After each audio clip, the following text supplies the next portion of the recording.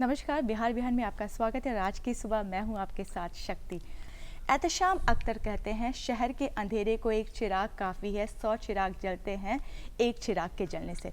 जी हाँ दर्शकों, शिक्षा वह दीप है जिससे ना सिर्फ एक घर, ना सिर्फ एक परिवार, बल्कि पूरे देश को रोशन किया जा सकता है। और आज के कार्यक्रम में हम बड़े ही विस्तार से इस शिक्षा के महत्व को जानेंगे, इस शिक्षा की उपलब्धियों को जानेंगे और इस विषय पर चर्चा के लिए हमारे बीच मौजूद है हमारे बेहद ही खास मेहमान।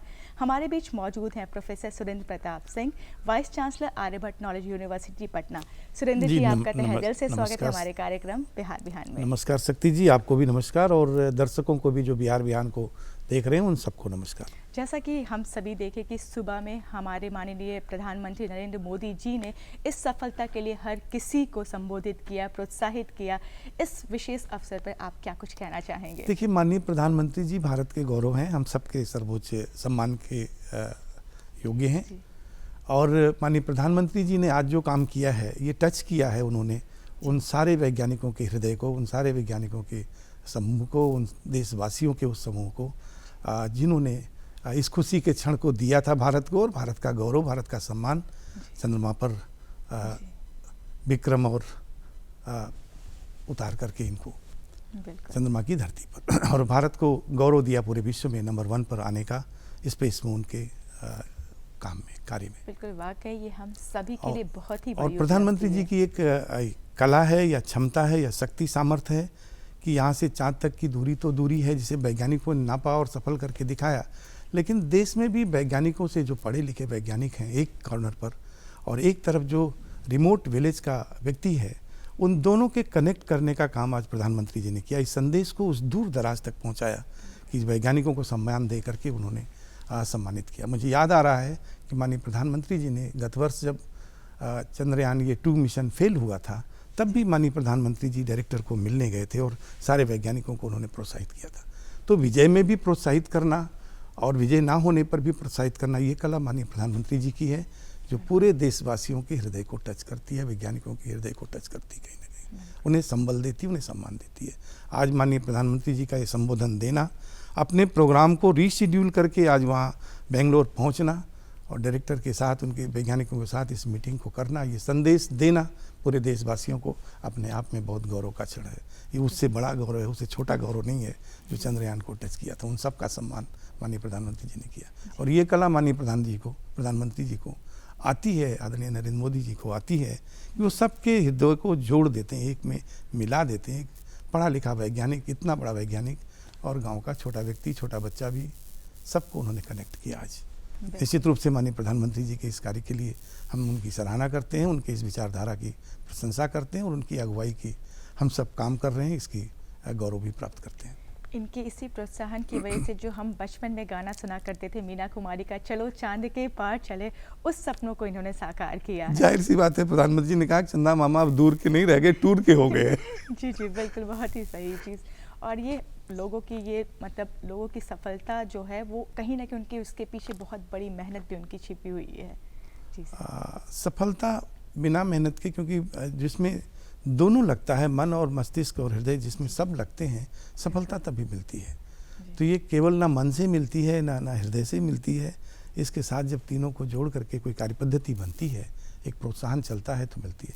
सबसे कम बजट में मून के स्पेस पर ले जाकर के चंद्रयान, विक्रम और लैंडर को उतारना और भारत के झंडे को चंद्रमा पर ले जाकर के साउथ पोल पर लगाना, ये अपने आप में बहुत गौरव का विषय है हम सभी के लिए। और निश्चित रूप से उन सभी वैज्ञानिकों को जिन्होंने इसमें काम किया, हम सब उनको बधाई देते हैं। उनके इस कृत्य से हम सब गौरवान्वित हैं। पूरा भारत विश्व का सर्वोपरि बन गया है, विश्व का सिरमौर बन गया। अभी कुछ दिन पहले रूस ने भी ट्राई किया था लूना, उसका अनसक्सेस रहा, वहाँ वो नहीं कर पाए सक्सेसफुली, लेकिन भारत ने पहला स्थान लिया, पहली बार साउथ पोल पर अपने विक्रम और रोवर को उतार करके बड़ा काम किया। किसी भी कार्य में पहला स्थान हासिल करना खुद में बहुत बड़ी उपलब्धि होती है। अगर बिहार के शैक्षिक इतिहास की बात करें तो ये काफ़ी गौरवशाली रहा है। इस धरती ने कई शूरवीरों को, योद्धाओं को, विद्वानों को जन्म दिया है। उन्हीं में से एक हमारे देश के महान गणितज्ञ व खगोल शास्त्री आर्यभट्ट जी भी थे और उन्हीं के नाम पर आर्यभट्ट नॉलेज यूनिवर्सिटी का नाम रखा गया है।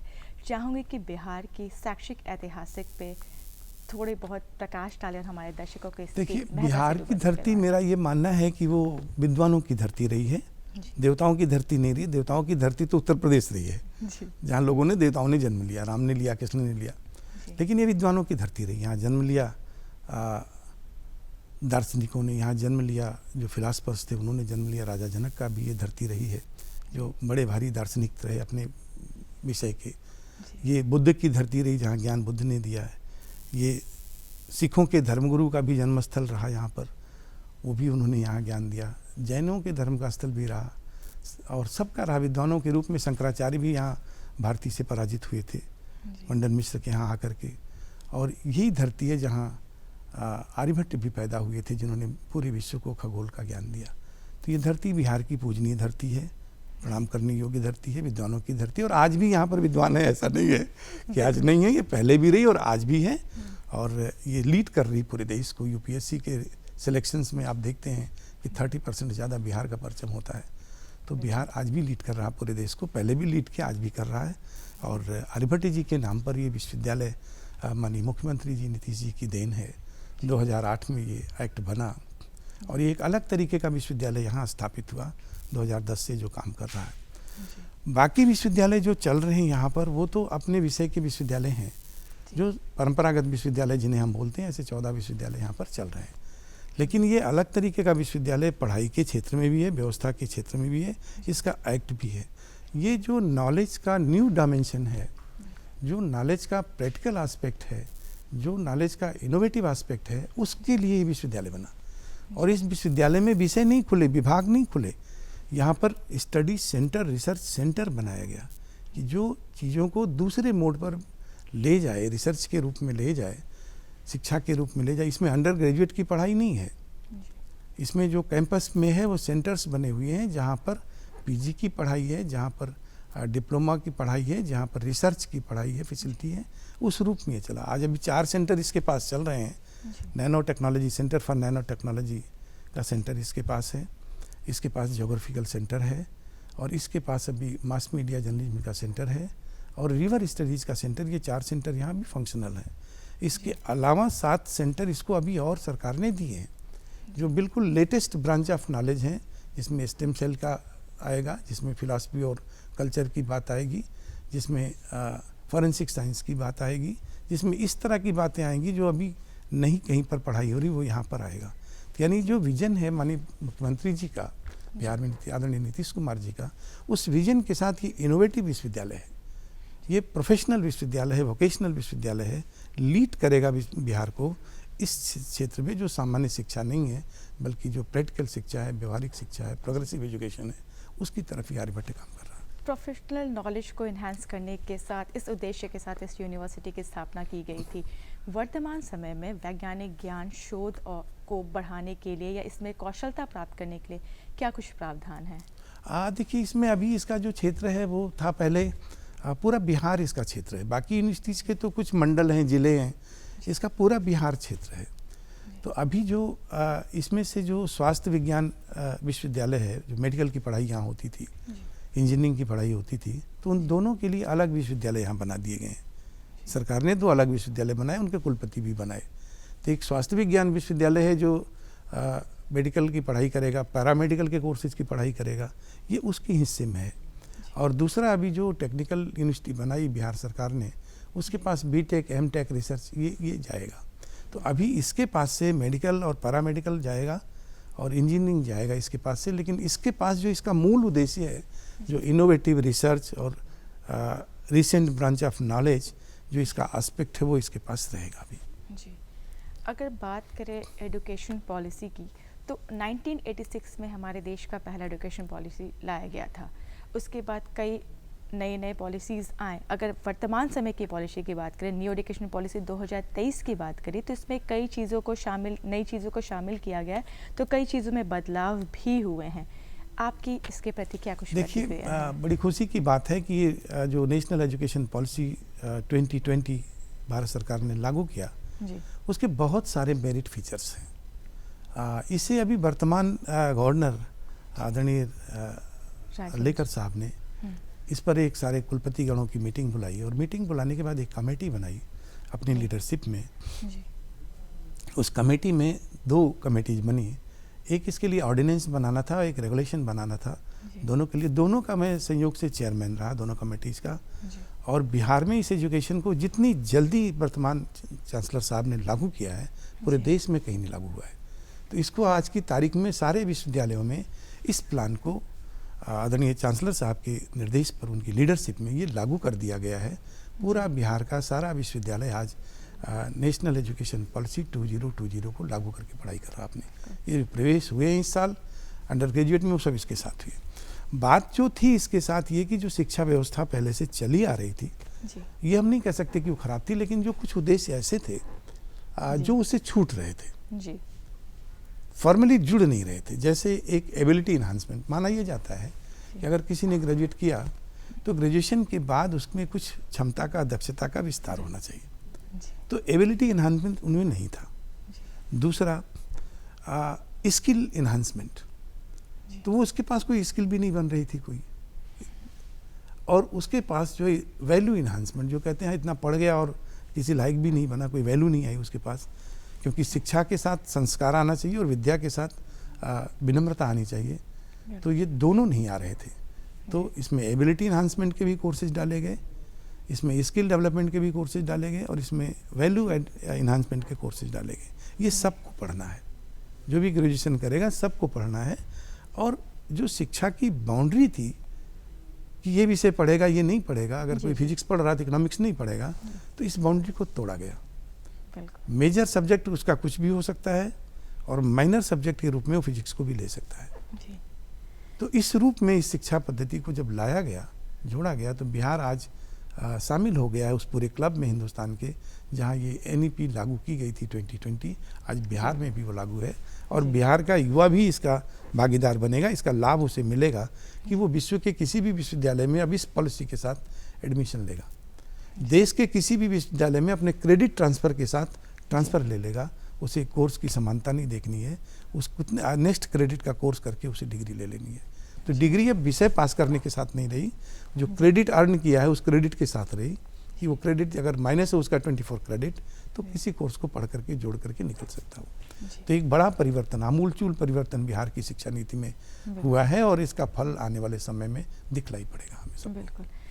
जैसे कि एक चीज़ मैं आपसे जानना चाहूँगी, ये सिर्फ हमारे बिहार राज्य की बात नहीं है, हर जगह ये चीज़ देखने सुनने को मिलता है कि जो बच्चे होते हैं, खासकर युवा जो होते हैं, उनमें कहीं ना कहीं भटकाव देखने को मिलता है। उन्हें पता भी है कि उन्हें कौन से चीज़ों को चयनित करना है, किस तरफ जाना है, किस तरफ नहीं जाना है, फिर भी वो कहीं ना कहीं भटक जाते हैं। कहाँ कमी रह जाती है? बहुत अच्छा प्रश्न कह सकते जी आपने। बेसिकली ये भटकाव को रोकने के लिए ये पॉलिसी है। अब तक क्या था कि आपको पढ़ना है, ये कॉम्बिनेशन हमने दिया, इसी कॉम्बिनेशन को आप पढ़ना, आपको अच्छा लगे या बुरा लगे। अगर आपको ग्रेजुएशन करना तो ये कॉम्बिनेशन हमारा है, आर्ट्स का ये है, साइंस का ये, कॉमर्स का ये है। हमारा इंटरेस्ट क्या है पढ़ने वाले का, इस पर फोकस नहीं था। आज की तारीख में जो बदलाव आया है नेशनल एजुकेशन पॉलिसी का, वो ये फोकस दे रहा कि आपका जो इंटरेस्ट है उसमें आप आइए। तो जब इंटरेस्ट का एरिया हमें मिलेगा तो भटकाव का एक बड़ा परसेंटेज रुक जाएगा, नंबर 1। नंबर 2, जो भटकाव होता था, भटकाव के कई कारण हो सकते थे, आर्थिक कारण भी हो सकते थे, सामाजिक कारण भी हो सकते थे, उसके अपनी क्षमता सामर्थ्य के कारण हो सकते थे, वो तो हमने रोक लिया। लेकिन आर्थिक कारण या सामाजिक कारण उसके बन सकते हैं। तो उसको करने में, जैसे हमने जब पढ़ाई की थी, तो अगर 2 साल का ग्रेजुएशन हमने ना किया होता पूरा, तो ग्रेजुएट की डिग्री हमें नहीं मिलती, और 2 साल की पढ़ाई हमारी बेकार चली जाती, उसका कुछ भी वैल्यू हमें नहीं मिलता। आज की तारीख में 1 साल का भी ग्रेजुएशन वो करेगा 4 साल के ग्रेजुएशन में, तो उसको एक डिप्लोमा मिलेगा, एक डिग्री सर्टिफिकेट मिलेगा 1 साल करने का, तो उसका 1 साल की पढ़ाई बेकार नहीं जाएगी। तो अगर आर्थिक कमी से ऐसे 2 साल की पढ़ाई बर्बाद नहीं जाएगी, 3 साल की नहीं जाएगी, 4 साल की नहीं जाएगी, उसको एक सर्टिफिकेट मिलेगा, एक उसको डिग्री डिप्लोमा मिलेगा। तो अब जब उसकी आर्थिक कारणों से पढ़ाई उसकी छूट गई या सामाजिक कारणों से पढ़ाई की कंटिन्यूटी ब्रेक हो गई, तो उसे कुछ भी नहीं मिलता था। आज की तारीख में उसे सब मिल रहा, और उसे टाइम भी मिलेगा कि जब कभी ऐड ऑन करना चाहे तो उतनी क्रेडिट के साथ आगे जुड़ सकता है, इस मेन लाइन में लेटरल एंट्री उसकी हो सकती है। तो ये भटकाव, तीनों चारों तरीके के जो भटकाव थे, अब वो जो नहीं पढ़ना चाहता है या कुछ और किसी का उद्देश्य है, तो ये तो हर समय समाज में रहा है, उसको मोटिवेट करना जी बिल्कुल। पड़ेगा तभी उस पर कोई फर्क पड़ेगा। जी जी। आप एक प्रोफेसर के रूप में भी कार्यरत रह चुके हैं और आपने कई लोगों को अपने विद्या प्रचार प्रसार से प्रभावित किया है, उनका मार्गदर्शन किया है। जी, तो ऐसे में आपसे जानना चाहूँगी कि जब बच्चे स्कूल से निकल के कॉलेज की ओर अपना पहला कदम बढ़ाते हैं, तो उन्हें उस समय सबसे ज़्यादा ज़रूरत होती है सही दिशा निर्देश की। मतलब उन्हें उस समय जो वो सब्जेक्ट का चयन करते हैं या जिस मार्ग को चुनते हैं, उसी पर उनका पूरा भविष्य निर्भर करता है। ऐसे में माता पिता को, शिक्षकों को अपने अनुभव से किस प्रकार उन्हें उनका मार्गदर्शन करना चाहेंगे कि उनकी परवरिश कैसी होनी चाहिए? देखिए, बहुत सुंदर सवाल है। आपको आगे बढ़ने के लिए, किसी भी क्षेत्र में आगे बढ़ने के लिए कुछ आपको एक रोल मॉडल लेने होंगे। जी वो रोल मॉडल ही आपको आगे बढ़ाने के लिए, क्योंकि मानक जब तक आप तय नहीं करेंगे तब तक आपका मूवमेंट पॉजिटिव नहीं होगा, डायरेक्टेड नहीं होगा, मिस डायरेक्टेड होगा, वो सही दिशा में नहीं जाएगा। तो आपको रोल मॉडल लेना होगा। मैंने जो रोल मॉडल लिया, मैं भी विद्यार्थी रहा, मेरे भी टीचर रहे, जी तो आपके भी टीचर रहे होंगे, बिल्कुल। श्रोताओं के, दर्शकों के भी टीचर रहे होंगे सबके। जी। आज की तारीख में जब कभी हम याद करते हैं, अपने प्राइमरी स्कूल से लगा करके अपने रिसर्च गाइड तक याद करते हैं कभी, जी तो उनमें कुछ लोगों का नाम आते ही बड़ा श्रद्धा निकलता है मन से और हमें उनका पैर छूने का मन कहने लगता है। कुछ दूसरे भी होते हैं जिनको मन में श्रद्धा नहीं आ पाती है। तो आपने मॉडल किसको बनाया यहाँ? ये एक मॉडल, आप किस मॉडल को लेकर के आगे चल रहे हैं? तो हमने जिनको पैर छूने की श्रद्धा होती थी उनको अपना मॉडल बनाया, तो उनके गुणों को लिया। और दूसरा ये लिया कि जो तकलीफ हमें हुई एज ए विद्यार्थी जी किन्हीं कारणों से, वो तकलीफ हमारे विद्यार्थियों को ना हो जी पढ़ाई के किसी भी क्षेत्र में। जी। इस दो मॉडल के साथ हमने काम किया, जी दोनों को जोड़ा, आइडियल मॉडल भी रखा और तकलीफ ना हो दूसरा वाला भी मॉडल साथ में लिया, दोनों साथ में लिया। मतलब आपने अपने बचपन के दिनों से, अपने स्कूल के दिनों से इस चीज़ को सीखा कि जो चीज़ मुझे कमी हुई थी उस चीज़ को मैं अपने छात्रों को, छात्राओं को ना, और आपने इस चीज़ को बखूबी साबित भी दोनों किया। को लिया मैंने, अच्छों को लिया, बुरों सर, को भी आप लिया। यहाँ पर आए, अपना कीमती समय हमें दिया और अपने हमारे दर्शकों के साथ इतनी अच्छी बातें साझा की, इसके लिए आपका तहे दिल से धन्यवाद। शक्ति और जी। 2 शब्दों में क्या कुछ संदेश देना चाहेंगे चलते चलते? संदेश बड़ा सीधा है कि देखिए ना, हर चीज़ का एक कालखंड होता है। उस कालखंड में हमें जागृत रहना पड़ेगा, सुसुप्त नहीं रहना पड़ेगा। उस कालखंड में अगर हम जागृत हैं तो इसका परिणाम, शिक्षा बहुत बड़ी चीज़ होती है। शिक्षा में संस्कार भी मिलता, शिक्षा से हमें, और विद्या से विवेक भी हमें मिलता है। ये संस्कार और विवेक हमको लीड कराते हैं, हमको लीडर बनाते हैं दोनों। अगर हम में संस्कार भी है और हम में विवेक भी है तो हम लीडर बनेंगे, लीड करेंगे। तो लीडर बनने की जो कला है, आगे जाने की जो कला, यहीं से है। आपने एक शेर सुनाया था, तो हम भी आप इंड करते हैं अपनी बात को, किसी चिराग का अपना मकान नहीं होता, जहाँ भी जाएगा रोशनी लुटाएगा। मैं समझता हूँ आज ये जो प्रोग्राम आपने दिया, मुझे बुलाया, उस सम्मान के लिए आपको प्रणाम करता हूँ। दूरदर्शन बिहार को प्रणाम करता हूँ और सभी दर्शकों का अभिनंदन करता हूँ, उन्होंने आज मुझे सुना, मेरी बात को ध्यान से रखा। आपका भी तहे दिल से धन्यवाद। तो दर्शकों, ये थे हमारे आज के विशेष मेहमान जिनसे हमने बहुत सारी बातें की, बहुत सारी महत्वपूर्ण जानकारियाँ भी प्राप्त की। इसी के साथ आपके साथ कल फिर मुलाकात होगी एक नए गेस्ट के साथ। तब तक के लिए नमस्कार।